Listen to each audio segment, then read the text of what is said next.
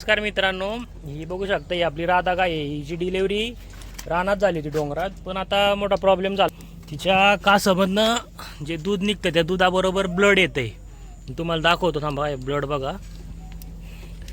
ते याला गाईच्या कासेला तिचे पाय धडकून तिच्या कासेमधल्या ज्या छोट्या छोट्या नसा असतात त्या नसा फुटलेल्या आहेत. त्याच्यामुळं तिच्या दुधाबरोबर ब्लडिंग होतं आहे. हा खूप रेअर केसमध्ये होता, असं सगळ्याच गायींना नाही होत.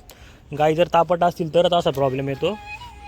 आता आपल्याला याला एक आयुर्वेदिक औषध असतं, ते दाखवतो तुम्हाला मी. हे बघा मित्रांनो, ज्या टायमाला गाईच्या सडातनं दुधासोबत रक्त येत असतं, सुरुवातीला होतंच असं गाई व्यायल्या कधी कधीच होतं, सगळ्या स्टेजमध्ये नाही होत. तर त्यावेळेस आपल्याला हे आयुर्वेदिक उपाय हा पहिला करायचा आहे.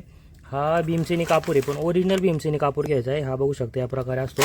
याच्या अशा गोल वड्या नसतात, अशा चपट्या वड्या असतात. दाखवतो मी.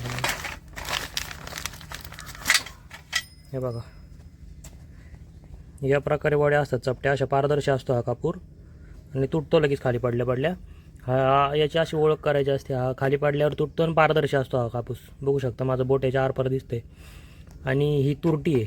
आपल्याला तुरटी किंवा कापूर दोन्हीपैकी एक द्यायचा आणि केळी घ्यायची 2.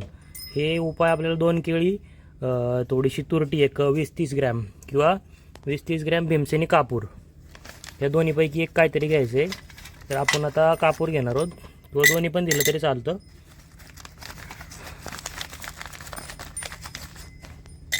हा कापराचा भुगा करायचा आपल्याला. कापराचा भुगा वेळ नाही लागत अजिबात, एक लगेच होऊन जातो. हाताने सुद्धा भुगा होते. आता इतका सॉफ्ट असतो हा कापूर.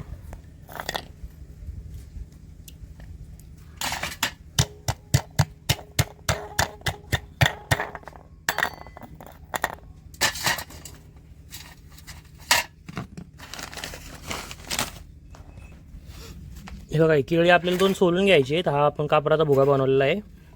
आणि ही केळी हे कापूर मिक्स करून घ्यायचं आहे पहिला. तर हे बघा, आपण केळी आणि कापूर मिक्स करून घेतला. आणि हा आपण गव्हाच्या पिठाचा भरडा केलेला आहे गाईंसाठी. त्या गव्हाच्या पिठाचा भरडा त्याच्यावरती टाकून त्याचे असे गोळे बनवून घ्यायचे आपल्याला. दोन्ही पण वेगळे 2 गोळे बनवायचे 2 केळ्यांचे.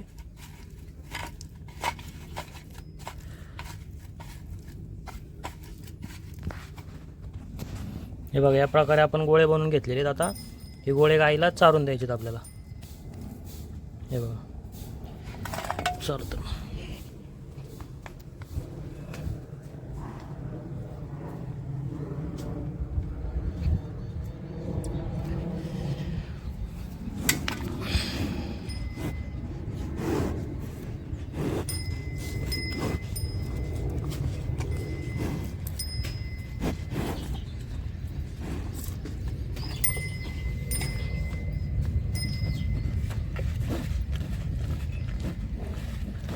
कापूर कधी गाय खात नाहीत कापराच्या वासाने, त्यामुळं गव्हाचं पीठ टाकायचं. याच्यावर गव्हाचं पीठ टाकले की गाया खाऊन टाकतात ते. हे बघा, तुम्ही तरी ठेवलंच आहे, थोडं खाऊन टाकली ती पूर्ण.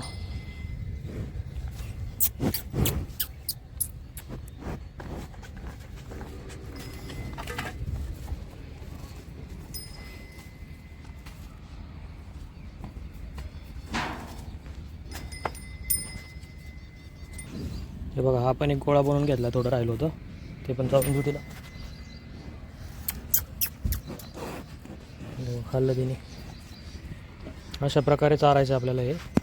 हे आयुर्वेदिक औषध झाल्यानंतर हे बघा, आपण ते आयुर्वेदिक औषध कालपासून देते, पण त्याचा फरक नाही पडलेला गाईला, कारण जास्त प्रमाणात नसा डॅमेज झालेला आहे. तर आपण डॉक्टर बोलवले होते. डॉक्टरांनी हे आपल्याला सोडाफॉसची पावडर दिलेली आहे. त्यानंतर हे एम ब्लॉक म्हणून एक इंजेक्शन दिलेलं आहे. आणि हे दुसरं स्टेड्रेन व्ही, एक रक्त थांबायचे, जे गाईच्या म्हणा किंवा प्राण्यांच्या शरीरात विनाकारण जे ब्लिडिंग होतं कुठनं पण, ते ब्लिडिंग थांबण्यासाठी हे इंजेक्शन काम करतात. आणि ही पावडर जी आहे ते तिच्या शरीरातलं फॉस्फरसचं प्रमाण मेंटेन करते. आणि ही गोळी आहे, ही आपण भुगा करून घेतलेला आहे. बघू शकता ही गोळी हिमालयाची गोळी आहे.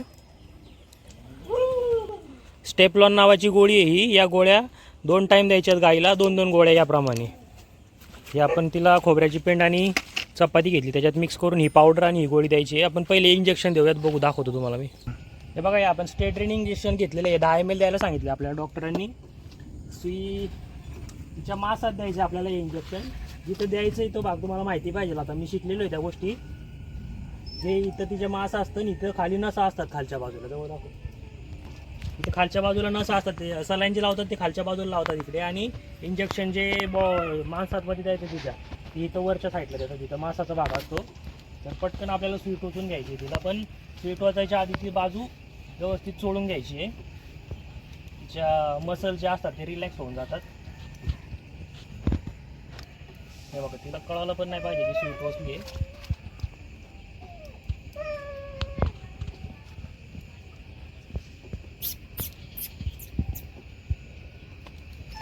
इंजेक्शन देऊन झालं की पुन्हा एकदा एक अर्धा मिनिट व्यवस्थित चोळून द्यायचं गाईला.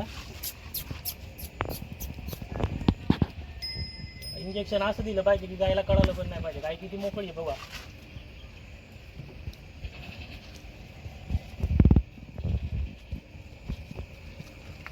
दुसरे इंजेक्शन पण लगेच द्यायचे आपल्याला. पण ते दुसरे इंजेक्शन डॉक्टरांनी आपल्याला सांगितले पलीकडच्या बाजूला द्यायचे गायच्या.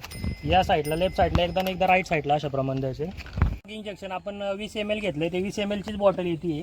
बाकी मोठी येत असेल ते माहिती नाही आपल्याला. पण ही 20 ml ची बॉटल आणली आपल्याला. डॉक्टरनी पूर्ण 20 ml द्यायला सांगितलेली आहे. आता आपण हे या बाजूने द्यायचं आहे. स्टॉप कर बरं. इंजेक्शन टोचणार आहे आपण. असं टोचू नका तुम्ही गायच्या पुढच्या बाजूला. गाई शक्यतो ॲग्रेसिव्ह होतात इंजेक्शन टोचलं की. आता मला माहिती आहे म्हणून मी जवळ येतोय गायच्या. नाही तर लोक गायच्या शिंगांना घाबरून बऱ्यापैकी लांबनच इंजेक्शन टोचतो. हे इंजेक्शन जाणवलं तिला आता.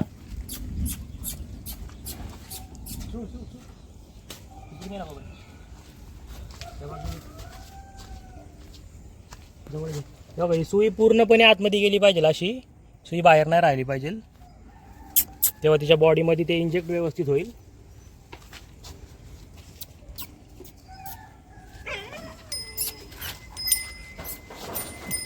हा, नको नको नको नको नको.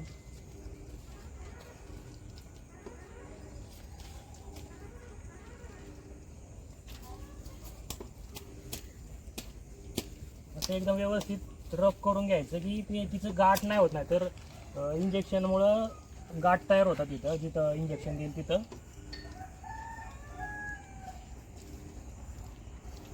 हो,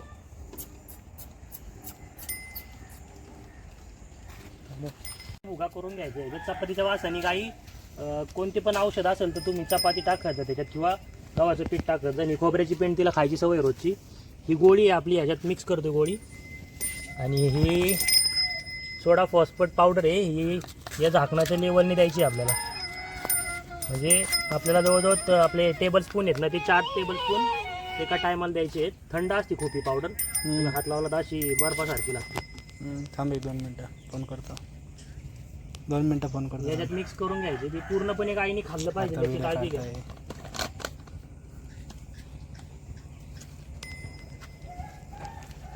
हे बघा, त्या गोळीमुळे एकदम पूर्ण लाल झाले गाई. ती बघा, तिला कळाले काहीतरी खायला बनवतोय. ती तयार शिंग मारायला. शिंग नाही मारणार ती खाई. हे बघा, आपल्याला आपण ही गोष्ट माहिती पाहिजे आपल्याला की गाईला कोणती गोष्ट आवडते. त्याच गोष्टीमध्ये तुम्ही गोळी किंवा पावडर तुम्हाला काय द्यायची असेल ती मिक्स करून द्या. नाहीतर मग गाई टाळाटाळ करते. त्या गोळ्या वाया जातात आपल्या. हे बघा, ती एकदम चाटून चाटून खाते.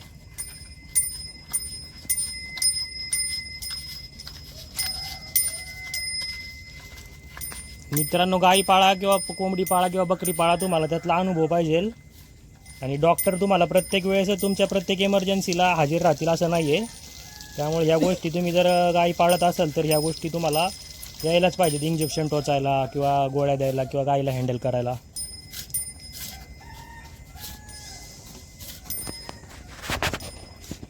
गाईने काहीच ठेवलं नाही, सगळं चाटून पुसून खाल्लं ते.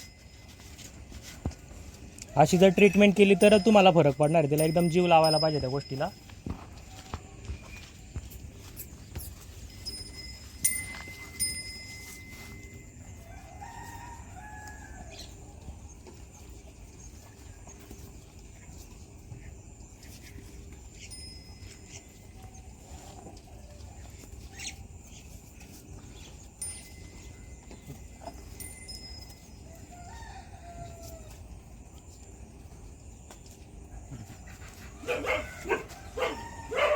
इंजेक्शनची जागा एकदा व्यवस्थित चोळून घ्या. ही रिपीट ट्रीटमेंट आहे. तुम्हाला जर कोणाला या ट्रीटमेंटबद्दल बाकीची माहिती पाहिजे असेल तर मला कॉल करा. एवढे सगळे प्रत्येक वेळेस व्हिडिओ नाही टाकू शकत मी. तर बाकीचे ट्रीटमेंट दाखवतो मी तुम्हाला परत जर जमलं तर मी काल घरच्या घरीच गायला सगळं इंजेक्शन गोळ्या औषधं दिली होती, पण गायला फरक कमी पडलेला आहे आणि त्यात तिला मस्टॅटिस नावाचा दुसरा आजार झाला आहे. मस्टॅटिस हा आजार असा आहे की गायचं दूध जर गायच्या सडामध्ये शिल्लक राहिलं तर त्यात बॅक्टेरिया तयार होतं मस्टॅटिस नावाचं. ते बॅक्टेरियामुळे गायचे सड पूर्णपणे बंद होतात आणि त्या बॅक्टेरियावरती त्या आजारावरती जर लवकर उपचार नाही केले तर गायचे सड बंद झाले तर गायला दूधच येत नाही. त्या मग त्या वासराचं पोषण करणं खूप अवघड जातं आणि त्यासाठी मी डॉक्टरांना बोलवले. आज डॉक्टर पिंपरी डॉक्टर म्हणून आहेत आपल्या इथले हुशार आहेत डॉक्टर. त्यासाठी डॉक्टरांना बोलून घेतलं. डॉक्टरांनी त्यांच्या ट्रीटमेंटनुसार आता इंजेक्शन चालू केलेली आहेत. तर आता ही मस्टॅटिसची परत गायची 2-3 दिवसाची ट्रीटमेंट चालू होईल आणि ते गायच्या सडातनं जे ब्लिडिंग येते ते पण म्हणजे 2-2 आजार झालेत गायला एकाच टायमाला. तर ह्या अशा सिच्युएशन येत राहतात. गाय पाळणं म्हणजे सोपं नाही आहे. खूप अडचणी असतात गोपालन करण्यात, परत शेती करण्यात. म्हणून शेतकरी इतके स्ट्रेसमध्ये येतात. लोकांना वेगळं वाटतं की शेतकरी खूप कमजोर आहे, पण कमजोर नसतात. अशा भरपूर गोष्टी आहेत ज्या शेतकऱ्यांना त्रास देतात. हे बघा गाई डॉक्टरांच्या आणि माझ्यात किती फरक कळतं तिला. काल गाई अजिबात वळवळ करत नव्हती. आता बघा आज इंजेक्शनाला किती गाई हालती आहे. तरी डॉक्टरांच्या इंजेक्शन देण्यात आणि माझ्यात खूप फरक आहे. आता बघू आपण पुढं कसा फरक पडतो तो.